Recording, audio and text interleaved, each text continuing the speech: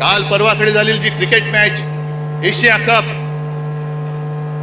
तो जिंकल्यानंतर जो माणूस क्रिकेटची तुलना युद्धाबरोबर करतो तो माणूस बेशरम आहे. क्रिकेट आणि पाकिस्तान बरोबर कशाला थोतांड केली तुम्ही? ऑपरेशन सिंधूर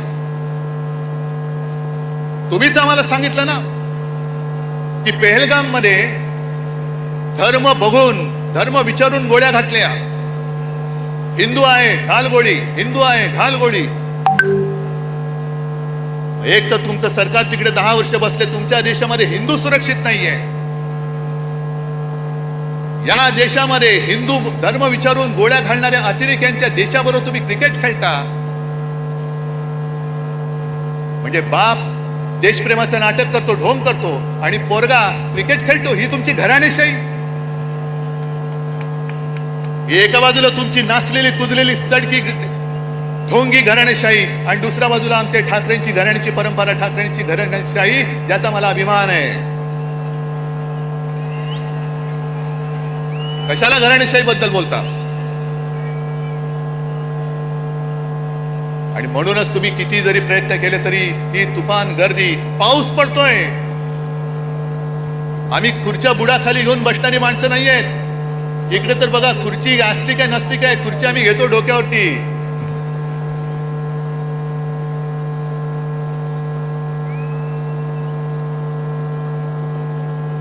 आणि मुंबईच्या बद्दल जर का बोलायचं झालं, कारण आता निवडणुका मागून निवडणुका येणार.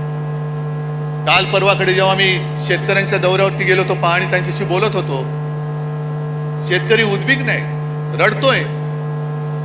आणि काही जण मला येऊन बोलत होते की साहेब, तुमच्या काळात तुम्ही केलेली कर्जमुक्ती तशी आम्हाला पाहिजे, तुम्ही आम्हाला परत हवे आहात. म्हटलं आता दादा त्याच्यामध्ये जाऊ नकोस, पहिलं तुला संकटातून बाहेर काढावं लागेल.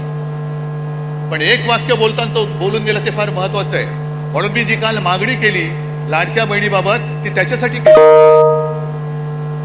निवडणूक आल्यानंतर महिलांच्या अकाउंटमध्ये 1,500 रुपये टाकले गेले. आणि ही गोष्ट काही प्रमाणात आपण मान्य केली पाहिजे की महिला थोड्याशा, नाही म्हटलं तरी जिकडे खायला अन्न नाही तिकडे 1,500 रुपये मिळत असतील आणि घरापुरते 1-2 रात्री मुलाबाळांना काहीतरी खाऊ देऊ शकत असेल तर महिला थोड्याशा, नाही म्हटलं तरी अरे हे बरं चाललंय.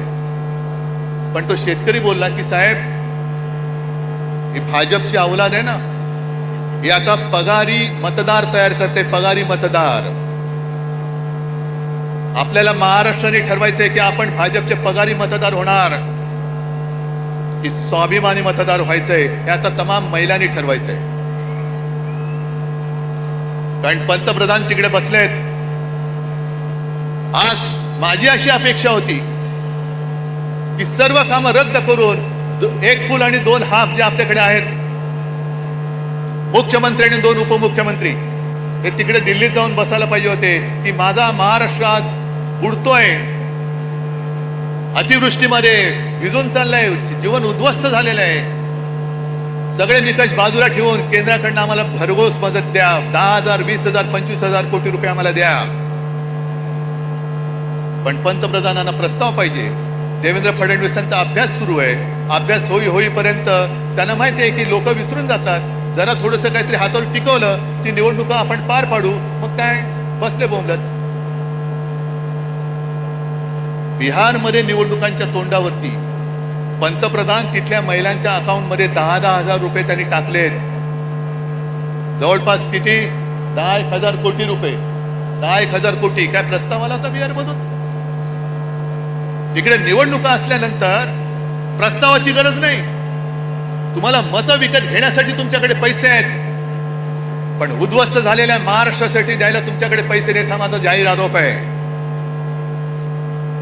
गेल्या निवडणुकीत सुद्धा मोदी तिकडे गेले होते आणि लिलाव केला. बिहार के लिए मैं पैकेज देना चाहता हूं, कितना दे दूं? 50,000 दे दूं कि 70,000? 70,000 दे दूं कि 90,000? आणि करत करत करत 1.25 लाख कोटी रुपये त्यांनी तिकडे जाहीर करून टाकले. 1.25 लाख कोटी मिळाले की नाही मिळाले बिहारच्या जनतेला माहिती. म्हणजे तुमच्याकडे पैसे आहेत, पण तुम्हाला महाराष्ट्राला, तुम्ही महाराष्ट्रावरती अन्याय करताय. अन्याय तुमच्या मनामध्ये आहे. महाराष्ट्रावरती सूड घ्यायचंय तुम्हाला. हे जे राजकारण चाललेलं आहे, म्हणून मी जे काय म्हटलं की भाजप आणि सरकार यांचा सुतराम संबंध नाहीये, सुतराम संबंध नाही. यांना प्रत्येक गोष्टीमध्ये महोत्सव साजरे करायचे, बचत महोत्सव, बचतोत्सव. जीएसटी कमी केला, लावला कोणी होता? नेहरूने लावला होता. नेहरूने लावला होता का जीएसटी? गेले 8 वर्ष तुम्ही लुटलात संपूर्ण देशाला. 125 लाख कोटी रुपये तुम्ही तिकडे खिशात घालून बसलात. म्हणजे मला तो राजेश खन्नाचा पिक्चर आठवला. कुठला तो आज का एमएलए का काहीतरी पिक्चर आहे. त्याच्याकडे काही हॉटेलवाले येतात आणि सांगतात की अमुक एका पदार्थाची किंमत वाढवायची. ते सगळे म्हणतात अहो किंमत वाढवली तर लोक बोंबलतील. तुले कितना चाहते हो? नाही दुगना करना चाहता हूं. नाही ठीक आहे आप तिगना कर दो, तिप्पट करा. सगळे आजूबाजू सांगतात हो तिप्पट काय लोक रस्त्यावरती उतरतील. म्हणजे राजेश खन्ना मुख्यमंत्री असतो सांगू उतर नाही तो. लोग रस्ते पे उतरेंगे, आंदोलन करेंगे, तोडफोड होईल. लोक माझ्याकडे येतील. मग मी हॉटेलवाल्यांना बोलवीन आणि त्यांना सांगेन तिप्पट नाही तुम्ही दुप्पट करा. त्यांचंही काम झालं आणि आपलंही काम झालं. या पद्धतीने तुम्ही सरकार चालवता. आणि मुंबई महापालिकेची निवडणूक जी मी बोलत होतो ती होऊनच द्या. मुंबई महापालिका सुद्धा यांनी कशी गहाण टाकलेली आहे. एक तर तुमचा ज्याच्याशी संबंध नाही ती सगळी कामं स्वतःकडे स्वतःवरती त्याचं श्रेय घेत आहे. बीडीडी चाळ आम्ही केली, कुठे केली? बीडीडी चाळीचं भूमिपूजन मी केलं होतं, सोबत शरद पवार होते आणि आदित्यनी तिथे आणि त्याच्याबरोबर जितेंद्र आव्हाडांनी मेहनत केलेली आहे. मुंबईचा कोस्टल रोड आम्ही केला. अरे लोक माहिती आहे ना लोकांना स्वप्न कोणाचं आणि पूर्ण कोणी केलं. आणि आज सुरतानी एक गोष्ट केली जी गोष्ट आदित्य इतके वर्ष बोलत होता की मुंबई हे न झोपणारं शहर आहे. दिवसा ज्या ऑफिसमध्ये जातात त्यांना दिवसा जेवणाची आणि खाण्याची पिण्याची म्हणजे पाणी पिण्याची नाही सोय असते, तर रात्री काम करणाऱ्यांनी ती का असू नये? तेव्हा भाजपवाल्यांनी जो काय नंगा नाच केला होता, संस्कृती, नाईट लाईफ. नाईट लाईफ म्हणजे तुम्ही मकावला जाऊन नाईट लाईफ वाले, तसं नाईट लाईफ नाही. कळलं ना? हा हे मकावला जाऊन यांचं नाईट लाईफ फुलणार आणि आम्हाला इकडे शिकवणार साधन सुचिता. आज जे आपण बोलत होतो तेच त्यांनी केले. रात्री सुद्धा आम्ही पब आणि बारची मागणी करतच नव्हतो. उलटा आमचं म्हणणं आहे बार रद्दच करा. जे तुमचे मंत्री चालवत आहेत त्यांना पहिल्या मंत्रिमंडळातून काढा, ही आमची मागणी आहे. पण सगळं श्रेय आपल्याकडे घ्यायचं आणि दुष्ट तुमच्याकडे द्यायची. मुंबई महापालिका सुद्धा आज जवळपास 2.25 लाख कोटीच्या तुटीमध्ये आणि खड्ड्यामध्ये टाकलेली आहे. सहन करायचं आपण, बघत बसायचं आपण. आणि निवडणूक घेऊ शकतील असं मला वाटत नाही, कारण लोकप्रतिनिधी ज्या दिवशी सभागृहात जातील त्या दिवशी यांनी 3 वर्षात खाल्लेली सगळी मुंबईची तिजोरी ही जनतेसमोर येईल. आम्ही आणणार व्हाईट पेपर पहिला काढणार, त्याच्यावरती व्हाईट पेपर काढणार आहे. बोलण्यासारख्या बऱ्याच गोष्टी आहेत, मला हरकत नाहीये, पण तुम्ही तरी किती वेळ भिजणार?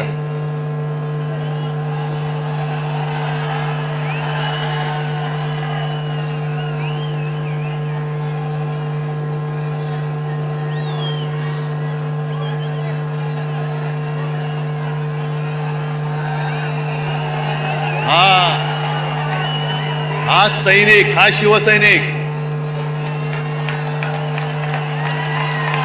हा खरा शिवसैनिक.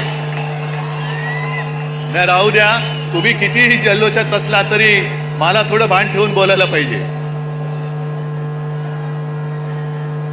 मग काही जणांची अपेक्षा आहे की उद्धव ठाकरे पुढचा कार्यक्रम काय देणार. आणि आता कोण बोललं रे उद्धव ठाकरे आणि राज ठाकरे एकत्र येणार का? अरे मग 5 जुलैला काय केलं होतं आम्ही? आणि तेव्हा मी बोललेलो आहे आम्ही एकत्र आलोय ते एकत्र राहण्यासाठी. जिथे माझ्या मातृभाषेचा घात होत असेल तिथे मी मराठी माणसामध्ये फूट पडू देणार नाही. आणि मराठीवरती हिंदीची सक्ती मी आज जाहीरपणाने परत सांगतोय. आमचा हिंदीला विरोध नाही, पण आमच्यावरती सक्ती करायची नाही हे सुद्धा तेवढंच महत्वाचं आहे. जी भाषावर प्रांतरचना झाली त्या प्रांतरचनेप्रमाणे प्रत्येक भाषेला एक एक प्रांत मिळाला.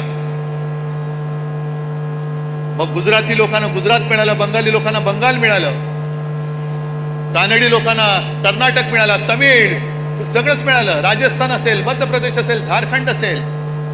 तसा मराठी भाषेला महाराष्ट्र मिळाला.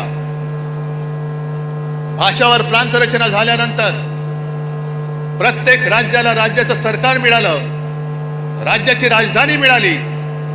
पण महाराष्ट्राला महाराष्ट्राची राजधानी मिळाली नव्हती. ती मुंबई, मराठी माणसांनी रक्त सांडून मिळवलेली मुंबई, ही जर का या व्यापाऱ्यांच्या खिशात जात असेल तर खिसा फाडून आम्ही मुंबई राखल्याशिवाय राहणार नाही. त्याच्यामुळे या ज्या काही कंड्या पिकवल्या जात आहेत, दसरा मेळाव्यात राज ठाकरे येणार का, उद्धव ठाकरे जाणार का, त्या सगळ्या मराठी द्वेष्टांना सांगतोय की तुम्ही आमच्या मराठीला हात लावून बघा, हिंमत असेल तर हात लावून बघा, हात जागेवर ठेवणार. आमचं कोणाशी भांडण नाहीये. काय किती आतापर्यंत मारामाऱ्या झाल्या, आमच्या अंगावरती येऊ नका. जे शिवसेना प्रमुखांनी शिकवलंय, एक तर कोणाच्या अंगावर जायचं नाही, पण कोणी अंगावर हात उचलला तर तो हात जागेवर ठेवायचा नाही. आणि तीच शिकवण घेऊन आम्ही पुढे चाललेलो.